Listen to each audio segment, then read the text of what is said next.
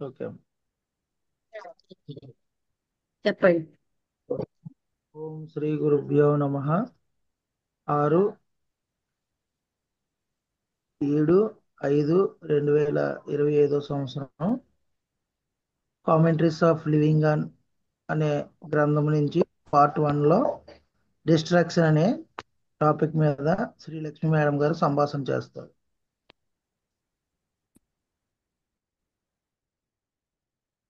Distraction అంటే మనస్సు విచలితం అవ్వడం, ఇటు అటు వెళ్ళడం, పరధ్యానం, మనస్సు ఎటో వైపు వెళ్ళిపోతుంది. అది డిస్ట్రాక్షన్ అంటేను.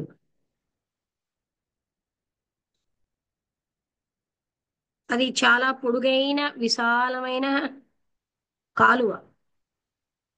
అది కాలువ అంటే ఏంటి? నది నుంచి భూములకు వస్తుందన్న దాంట్లోని నీళ్లు లేవు. ఆ కాలుట నది కంటే పైన ఉంది. అందులో ప్రవేశించిన నీరు ఒక సిస్టమ్ ఆఫ్ లాక్స్, అంటే లాక్స్ అంటే తాళాలు, అలాంటి సిస్టంతో పనిచేస్తుంది. అది చాలా ప్రశాంతంగా ఆ కణాలంతా కూడా, అంటే కాలువ వెంబడి, కాలువ అంటే పెద్ద పెద్ద కాలువలు ఉంటాయి కదా నది నుంచి.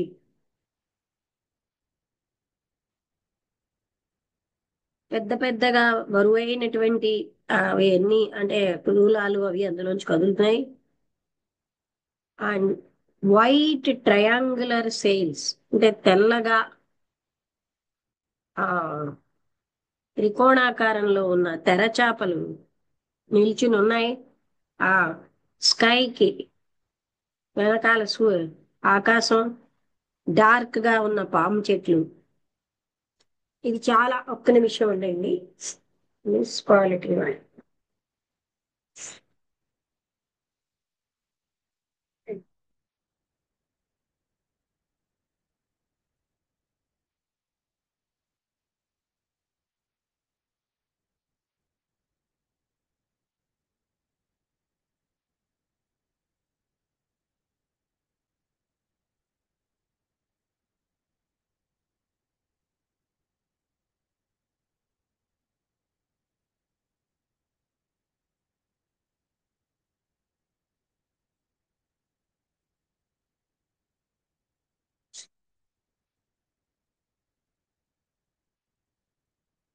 పాము చెట్లు అవి నిలబడి, అంటే పెద్దగా పొడుగ్గా ఉన్నాయి. చాలా అందమైనటువంటి సాయంత్రం.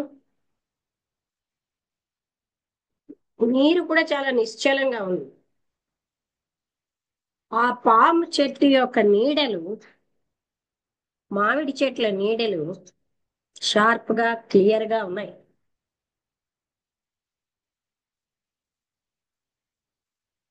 అసలు నీడేమిటో చెట్టేమిటో వేరు చేయనంత క్లియర్ గా ఉన్నాయిట. అస్తమిస్తున్న సూర్యుడు ఆ నీళ్ళని ఎంతో ట్రాన్స్పరెంట్ గా ఉంచాడు. సాయంత్రం యొక్క ఆ మెరుపు అనేది అక్కడ ఉంది. సాయంత్రపు నక్షత్రం కనబడడం మొదలెట్టింది ఆ నీటిలోనే. అక్కడ నీరు ఏమాత్రం చలనం లేకుండా ఉన్నది. కొంతమంది విలేజెస్ అక్కడి నుంచి వెళ్తున్నారు. వాళ్ళు చాలా పెద్దగా మాట్లాడుతున్నారు. చాలా సైలెంట్ గా ఉంది. అక్కడ ఉన్నటువంటి ఆ లీవ్స్ యొక్క సౌండ్ కూడా ఆగిపోయింది. ఆ పచ్చిక బయలు నుంచి ఒక జంతువు వచ్చింది. అది నీళ్లు తాగింది. మళ్ళీ సైలెంట్ గా వచ్చినట్టుగా అది అదృశ్యమైపోయింది. ఆ ల్యాండ్ అంతా ప్రశాంతత ఉంది. ఆ ప్రశాంతత అంతటిని కవర్ చేస్తున్నట్లుగా ఉంది. నాయిస్ అంతమైపోతోంది, కానీ సైలెన్స్ మాత్రం ప్రవేశిస్తోంది ఏ మాత్రం అంతు లేకుండా. నాయిస్ నుంచి మనిషి తన్ని తాను షట్ అంటే బంధించుకోవచ్చు, దాంట్లో వినబడకుండా. అక్కడ మాత్రం ఏ రకంగానూ ఎన్క్లోజ్ చేసేది లేదు. సైలెన్స్ నుంచి రక్షించుకోవాల్సిందేమీ లేదు. దేర్ ఇస్ నో, అక్కడ ఏ నిగ్రహం లేదు. సౌండ్ అన్నది బంధించబడింది. అది ఒంటరిగా ఉందన్నమాట. సైలెన్స్ లో అన్నీ ఉన్నాయి. సైలెన్స్ అనేది ప్రేమలాగే విభజితం కానిది. అక్కడ నాయిస్ అని సైలెన్స్ అని విభజనే లేదు. మనస్సు దాన్ని ఫాలో అవ్వలేదు, లేకపోతే దాన్ని రిసీవ్ చేసుకోవడానికి నిశ్చలము కాలేదు. ఏ మనస్సు అయితే నిశ్చలం అవుతుందో అది మాత్రమే దానిలో ఉన్నటువంటి ఊహాత్మక చిత్రాలని చూపెట్టగలదు. అవి షార్ప్ గా క్లియర్ గా కనిపిస్తాయి. అవి బహిర్గతమైనప్పుడు నాయిసీగా ఉంటాయి. ఏ మనస్సునైతే మనం నిశ్చలంగా చేసేమో అక్కడ నిగ్రహం ఉంటుంది. సమస్త నిగ్రహం కూడా అది యాజిటేషనే. ఏ మనస్సు అయితే నిశ్చలంగా ఉంటుందో, తయారు చెయ్యబడలేదు అంటే నిశ్చలం కాబడ మన ప్రయత్నంతో నిశ్చలం కాకుండా ఉన్నది, అది ఎప్పుడు కూడా సైలెన్స్ అనుభవిస్తూనే ఉంటుంది. ఒక ఆలోచన, ఒక పదము ఆ సైలెన్స్ లోనే ఉంటాయి, దానికి బాహ్యంగా లేవు. ఇది చాలా విచిత్రంగా ఉంది. ఆ సైలెన్స్ లో మైండ్ ఎలా నిశ్చలంగా ఉంటుందో, ఒక రకమైన నిశ్చలత్వంతో, అది తయారు చెయ్యబడింది కాదు, సహజంగా ఉన్నది. ఈ నిశ్చలత్వాన్ని మనం కొనుక్కోలేం, దానికి విలువ లేదు, అది ఉపయోగించుకోలేం. పవిత్రత అనే లక్షణం ఉంది, ఆ ఎలోన్నెస్ అన్నమాట. ఏదైతే ఉపయోగించబడుతుందో అది వెంటనే పోతుంది. ఈ ప్రశాంతత, దీనికి ఆది అంతం లేవు. అలా ఉన్నటువంటి మనస్సు ప్రశాంతత అన్నది ఒక పరమానందాన్ని చూడగలదు. అది తన కోరికలోంచి వచ్చిన రిఫ్లెక్షన్ కాదు.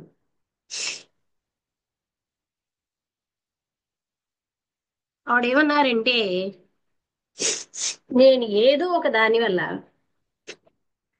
యాజిటేట్ అవుతున్నాను, అంటే ఆతురత పడుతున్నాను. ఒకవేళ కుటుంబం కాకపోతే పక్కవాళ్ళు, లేకపోతే కొన్ని సోషల్ గా ఉన్న పనులు, ఈ యాజిటేషన్ అన్నది జీవితం అంతా నిండిపోతుంది. ఆవిడ ఎప్పుడూ కూడా దాని యొక్క కారణం తెలియట్లేదు. ఈ నిరంతరాయమైనటువంటి ఇవన్నిటితోటి, అప్హీవల్స్ అంటే అప్ అండ్ డౌన్, ఆవిడ పర్టికులర్ గా హ్యాపీగా లేరు. ఏ విధంగా మనిషి ఈ జగత్తుతో యాజ్ ఇట్ ఈస్ గా ఉంటారు? ఆవిడికి ఆ హ్యాపీనెస్ అన్నది భాగం పాసాన్ అయిపోయింది. కానీ అన్ని గతంలోనే ఉన్నాయి.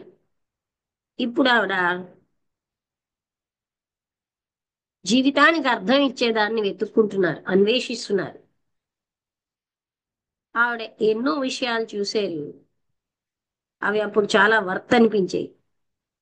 తర్వాత అవి వెళ్ళిపోయి ఏమి నథింగ్నెస్ లో. ఆవిడ ఎన్నో సాంఘికమైన యాక్టివిటీస్ లో పాల్గొన్నారు, సీరియస్ రకంగా. మతానికి సంబంధించిన విషయాల్లో ఆవిడ చాలా తీవ్రంగా నమ్మారు, బాధపడ్డారు. ఎందుకంటే తన కుటుంబంలో ఒక మృత్యువు కారణంగా చాలా పెద్ద ఆపరేషన్ ఆవిడ ఫీల్ అయ్యారు. జీవితం అంత సులువుగా లేదు ఆవిడ అంటూ ఆవిడ చెప్తున్నారు. తనలాగా ఉన్న వాళ్ళు మిలియన్స్ ఉన్నారు ఈ ప్రపంచంలో. ఇదంతటికీ ఆవలికి నాకు వెళ్ళాలని ఉంది. ఫూలిష్ గా ఉన్నా, అవసరంగా ఉన్నా. ఏదైతే చాలా తగినదో అదే నిజంగా తగినదేదో కావాలి అన్నట్టు.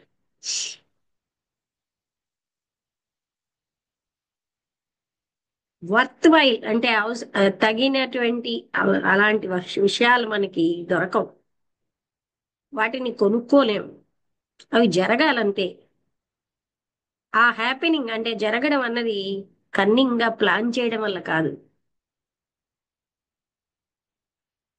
లోతైనటువంటి గుర్తింపు ఉన్న ఏది అన్ని విషయాలతో ఇదే జరుగుతుంది.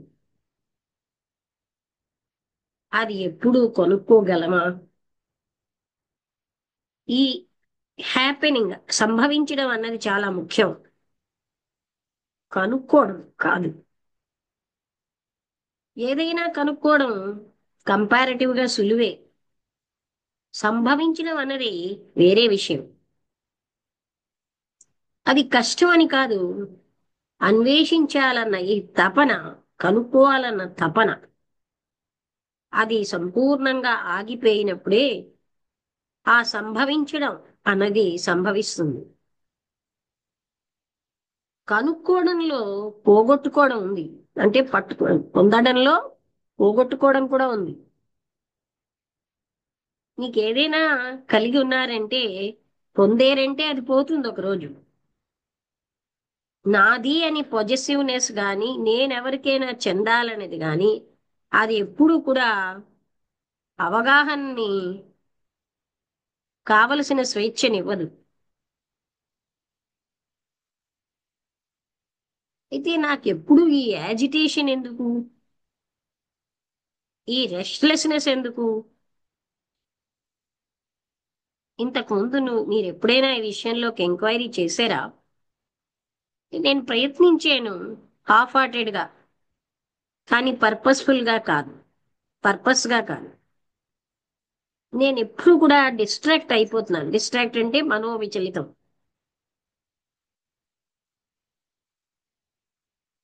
అది డిస్ట్రాక్టెడ్ కాదు.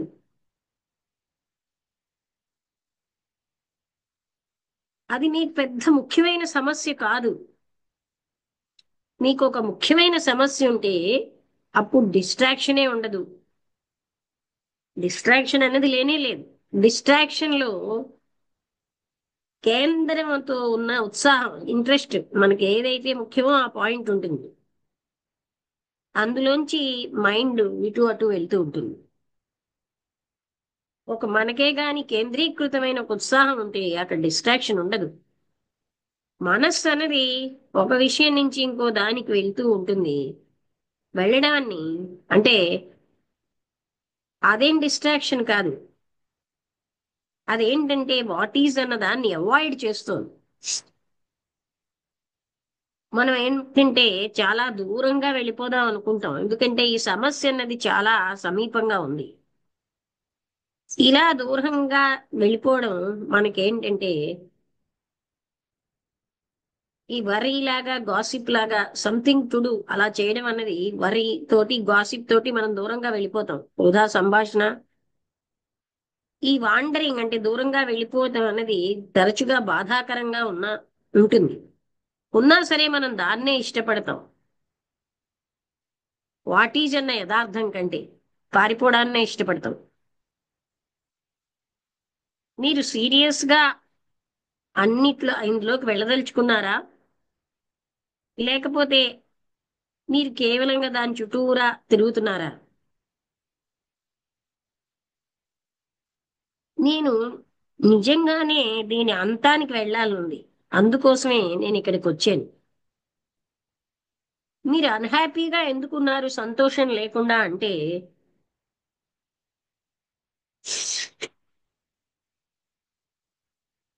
అంటే ఉదాహరణగా చెప్తున్నారనమాట. నూతిని పూర్తి నీళ్లతో నిండలేదు అంటే మీరు సంపూర్ణంగా లేరని. మీరు ఒకప్పుడు ఆ నీళ్ల యొక్క గుసగుసలు విన్నారు ఆ చిన్న చిన్న రాళ్ల మీద వెళ్ళినప్పుడు. ఇప్పుడు ఆ రివర్ బెడ్ అంతా ఎండిపోయింది. మీకు ఆనందం సంతోషం ఏమిటో తెలుసు. ఇప్పుడు అది పోయింది. అది గతానికి చెందింది అయిపోయింది.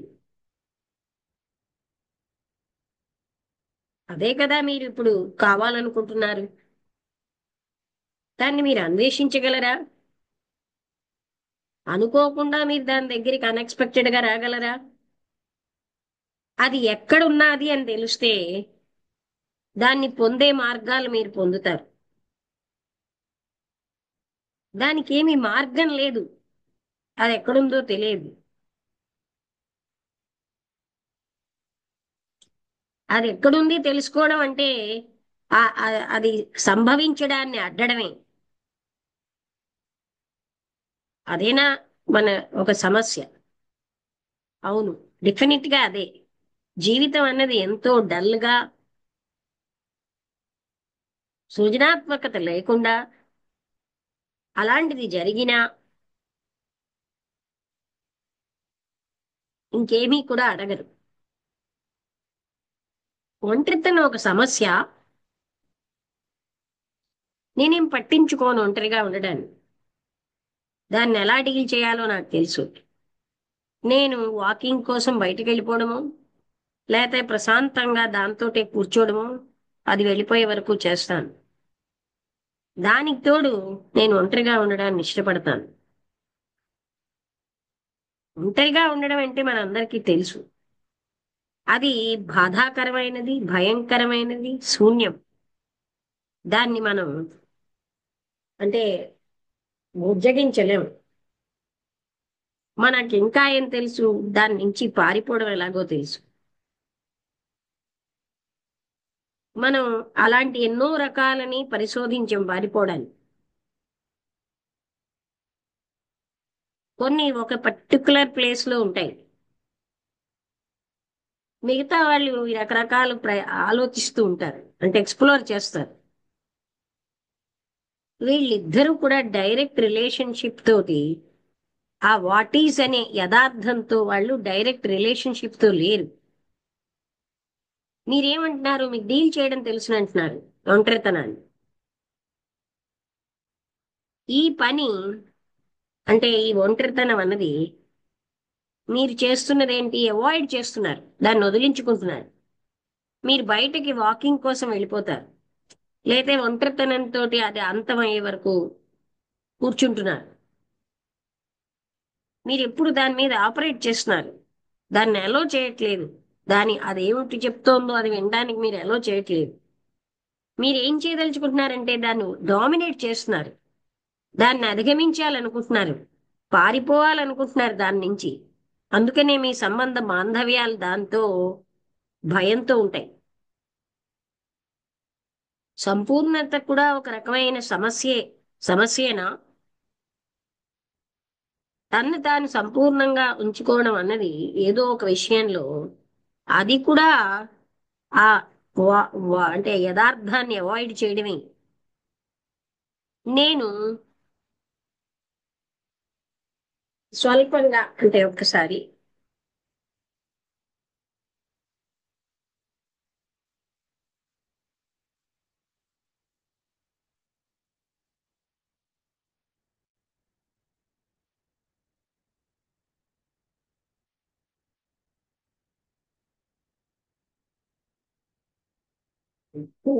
పుణ్యవతి యూని అంటే ఏంటో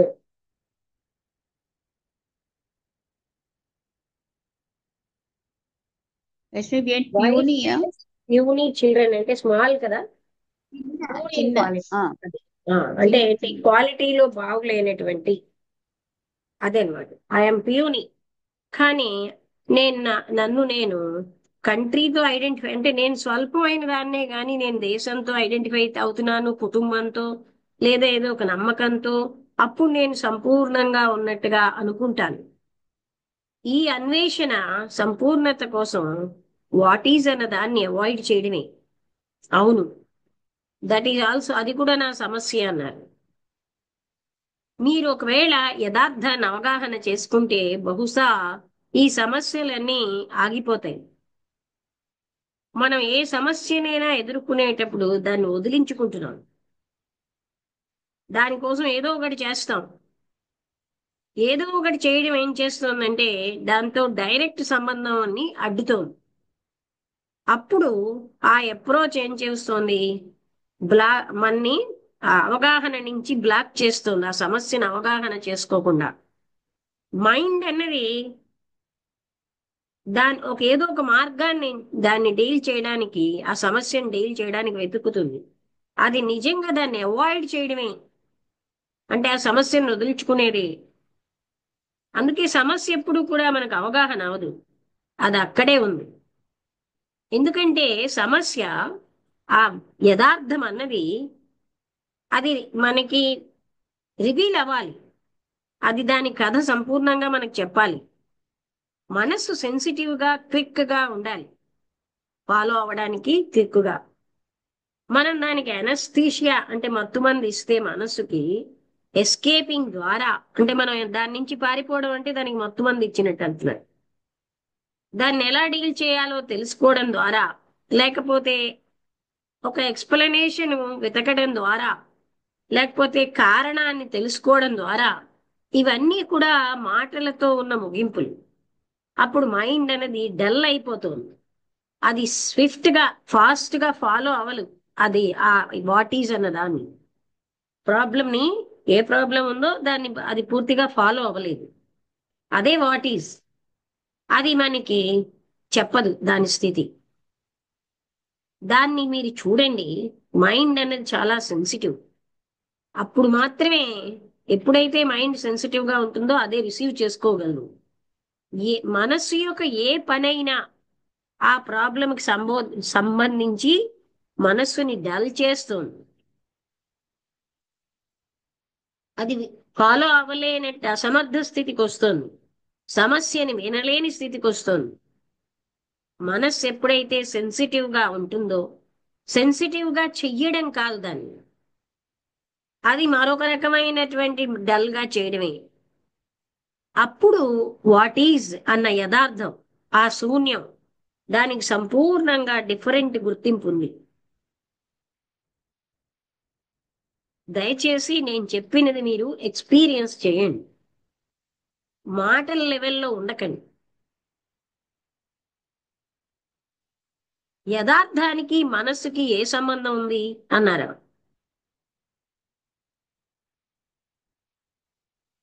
ఈ వాట్ ఈజ్ అన్న దానికి మనం ఒక పేరు పెడుతున్నాం, ఒక పదం పెడతాం, ఒక సింబల్ తో చెప్తున్నాం. ఈ పేరు పెట్టడం అనేది డైరెక్ట్ సంబంధంలోంచి అడ్డుతోంది. అంటే మనం ఏదో ఒక పేరు పెడుతున్నాం, అప్పుడు ఏంటవుతుందంటే దాంతో డైరెక్ట్ కాంటాక్ట్ రాకుండా ఈ పేరు అడ్డేస్తుంది. మనం ఇన్సెన్సిటివ్ అయిపోతున్నాం. యథార్థము మనస్సు ఈ రెండు సెపరేట్ విధానాలు కావు. ఈ నేమింగ్ ఏం చేస్తోంది? సెపరేట్ చేస్తోంది, పేరు పెట్టడం. ఈ పేరు పెట్టడం అన్నది ఆగిపోతే మనకు అదే అలవాటు, అన్నిటినీ పేర్లతోటే. అప్పుడు మనకి, ఇప్పుడు చూడండి, ఇదే నిన్న వసంతలత ఆత్మజ్ఞానం అన్నావు. ఆత్మజ్ఞానం అని పేరు పెట్టగానే ఆగిపోతున్నాం. వాట్ ఈస్ దట్ అని ఇంకా మనం లోపలికి వెళ్ళలేకపోతున్నాం, ఆ పేరు దగ్గర ఆగిపోతాం. ఆ పేరు అనేది పెట్టడం ఆగిపోయినప్పుడే డైరెక్ట్ రిలేషన్షిప్ వస్తుంది. మనస్సు గాని వాట్ ఈజ్ అంటే యథార్థం గాని ఒకటి కావు. అంటే వాట్ ఈజ్ అన్నది మనస్సు ఒకటే, సారీ. ఈ యథార్థం అన్నది అదే అబ్జర్వ్ చేసేవాడు, ఒక పదం లేకుండా. అప్పుడు మాత్రమే వాట్ ఈజ్ అన్న యథార్థం మనకి అక్కడ అది మారుతుంది. అక్కడ ఎంటీనెస్ ఏమి అని మనం పిలువబడేది లేదు. ఆ శూన్యము, భయము, దాంతో ఉన్నవి ఇవేవి ఉండవు. అంటే మనస్సు అనుభవించడం అన్న స్థితిలో ఉంటుంది. అక్కడ అనుభవించేవాడు, అనుభవించబడేది ఉండవు. అక్కడ ఆ కొలవలేని ఇమ్మెజరబుల్ లోతు, ఎవరైతే మెజర్ చేస్తున్నారో ఆయన ఉండడు. ఏదైతే లోతుగా ఉంటుందో అది సైలెంట్ గా ఉంటుంది, ప్రశాంతంగా ఉంటుంది. ఆ ప్రశాంతత అన్నది అనంతత్వంలోంచి వచ్చేది. మనస్సు యొక్క యాజిటేషన్ అన్నది పదం యొక్క యూసేజ్. ఈ పదం అన్నది లేనప్పుడు ఆ అనంతత్వం అన్నది ఉంటుంది. అంటే మనం ఈ పదాలతో చూడకుండా ఉన్నప్పుడే ఆ అనుభవించడం అన్నది ఉంటుంది. ఆ అనంతత్వానికి అక్కడ మాటలతో చెప్తున్నామంటే అది అంతమైపోతుంది. ఇంతటితో టాపిక్ అయిపోయిందండి. దీని పేరు ఏంటంటే డిస్ట్రాక్షన్. ఈ డిస్ట్రాక్షన్ అంటే మనస్సు ఇటు అటు, అంటే అది ఒక రకంగా దాన్ని ఏమన్నారు, డిస్ట్రాక్షన్ ని మనస్సు యొక్క ఏదో డిక్షనరీ మీనింగ్ వేరు, కానీ ఈ మనస్సు అసలైన దాని నుంచి దూరంగా వెళ్ళిపోవడం అనమాట, అది డిస్ట్రాక్షన్. అది ఆవిడ యాజిటేషన్ అంటే ఏంటి, ఎప్పుడూ ఒక ఆతురతతో ఉంటున్నారనమాట. అందుకే ఆవిడ ఏంటి, ఇలాగా ఇంత ఆతురతతో ఉంటున్నాను నేను, ఒకప్పుడు ఎప్పుడో నా జీవితంలో హ్యాపీనెస్ ఉంది కానీ ఇప్పుడు లేదు అని ఆ విషయం మీద మాట్లాడడానికి వచ్చారు.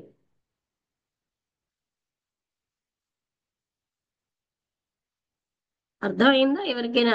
టాపిక్ పేరు డిస్ట్రాక్షన్ అన్నమాట. అంటే మనస్సు ఎప్పుడైతే నిశ్చలంగా ఉంటుందో, అంటే ఆ యథార్థం అన్న దాన్ని అప్పుడే, అంటే ఫర్ ఎగ్జాంపుల్ యథార్థంలో డిస్టర్బ్డ్ గా ఉన్నాను, చాలా ఇబ్బందిగా ఉంది, భయాందోళనతో ఉన్నాను, అది నా యథార్థం, అది వాట్ ఈజ్. ఆ వాట్ ఈజ్ ని చూడగలిగినప్పుడే అందులోంచి బయటపడగలం. దాన్ని అణిచేసో దాని నుంచి పారిపోవడం వల్ల అందులోంచి బయటపడలేం. ఎలా చూడాలి? చాయిస్లెస్ అవేర్నెస్ తో చూడాలి. అంటే కండెమ్నేషన్ జస్టిఫికేషన్ లేకుండా చూడగలగడం మనకి రావాలి. ఏమైనా డౌట్స్ ఉంటే అడగండి, లేకపోతే వసంతలతో నీకు అర్థమైతే చెప్పు.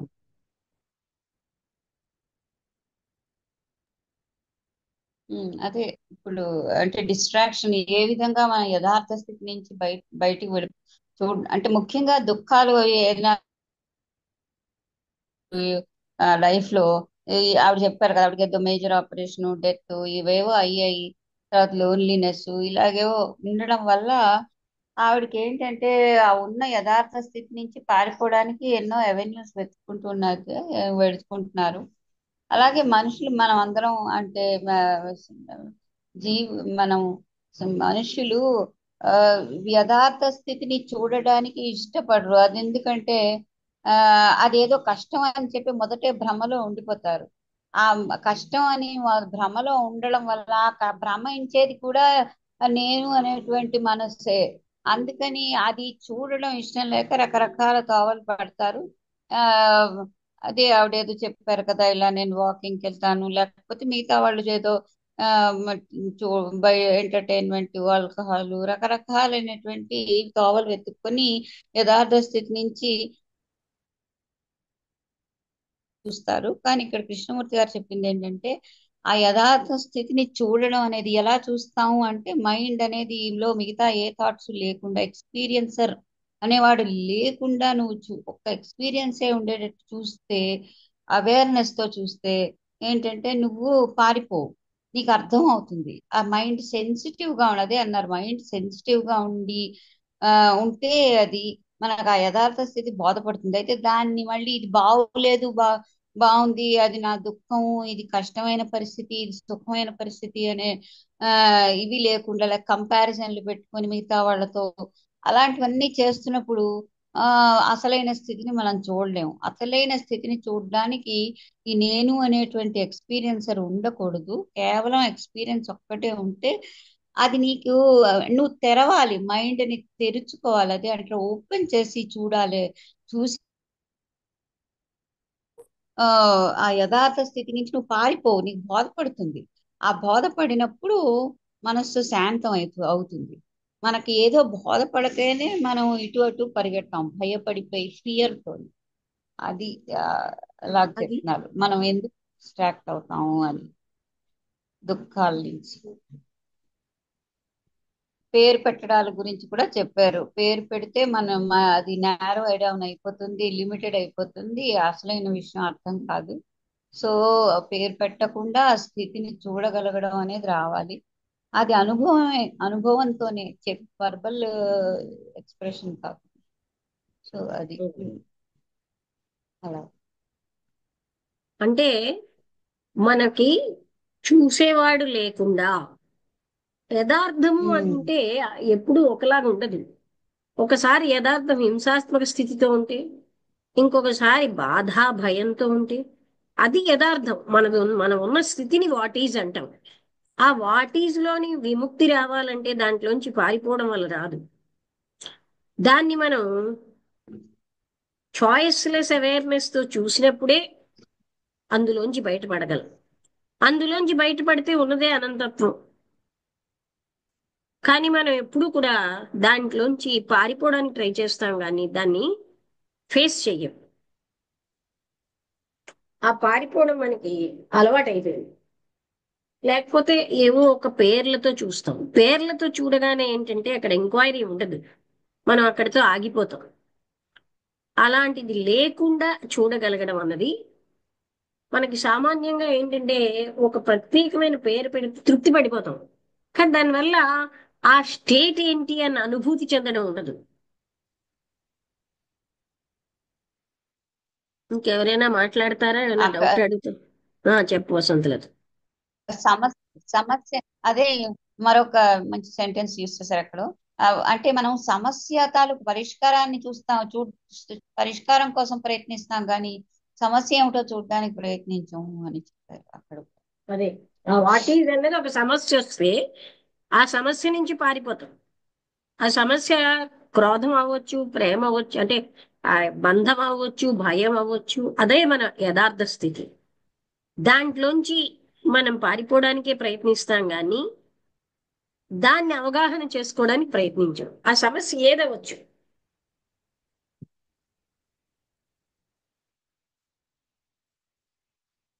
అందువల్ల ఏంటవుతుంది, మనం ఎప్పుడు కూడా అశాంతితో, ఎందుకంటే మనం పారిపోతే అది అక్కడే ఉంటుంది. అందులోంచి పూర్తిగా బయటపడాలి అంటే దాన్ని ఫేస్ చేసి దాన్ని చూడగలగాలి, చూసేవాడు లేని విధంగా. అప్పుడు అది మనకి అందులోంచి బయటపడగలం. ఒంటరితనం ఒంటరితనం అంటూ ఉంటే ఒంటరితనంలోంచి బయటపడడానికి ఇది రేడియో అంటాం, సత్సంగం అంటాం, మరో రకం భజన అంటాం, మరో పార్టీ అంటాం. ఇవన్నీ ఒంటరితనం నుంచి బయటపడడానికి వచ్చిన కల్చర్స్ అన్నమాట. కానీ ఒంటరితనాన్ని ఫేస్ చేస్తే చాయిస్లెస్ అవేర్నెస్ తో అక్కడ అది లేనే లేదు, అది ఉండే ఉండదు, అందులోంచి బయటపడిపోతాం. ఫేస్ చేయడం చాలా ముఖ్యం. అక్కడ వాట్ ఈజ్ అనేది అక్కడ ఒంటరితనం అనుకోండి. అప్పుడు ఆ ఒంటరితనాన్ని మనం ఫేస్ చేసినప్పుడు అందులోంచి బయటపడగలం. లేకపోతే పారిపోతున్నంతసేపు అది అక్కడే ఉంటుంది.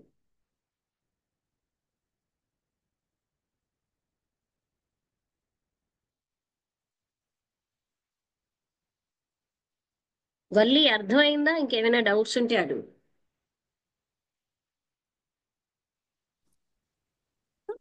అర్థమైందంటే ఉం.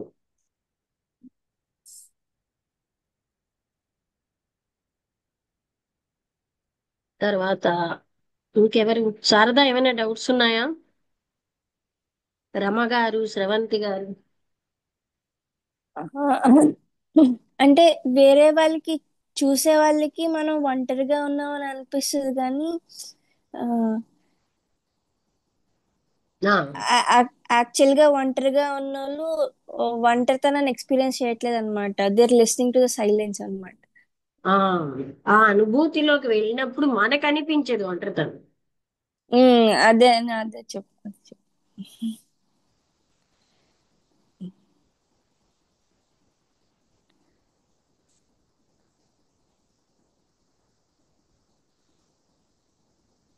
ఇంకెవరైనా స్రవంతి గారు ఏమైనా మాట్లాడతారా? ఉన్నారా? స్రవంతి గారు వెళ్ళిపోయారా?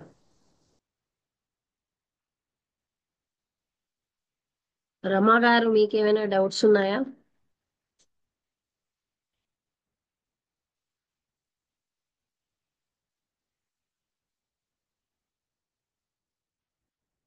అర్థమైందా? అంటే మనం ఏం చేస్తున్నాం, హ్యాబిచువల్ గా మనకి ఆ స్థితి నుంచి పారిపోవడానికి అలవాటయ్యాం. రమగారు మీరు ఏమైనా మాట్లాడతారా?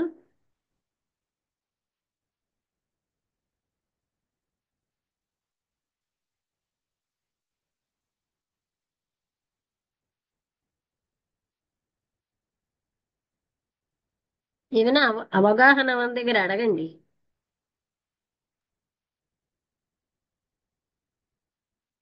లేకపోతే మనస్సుతో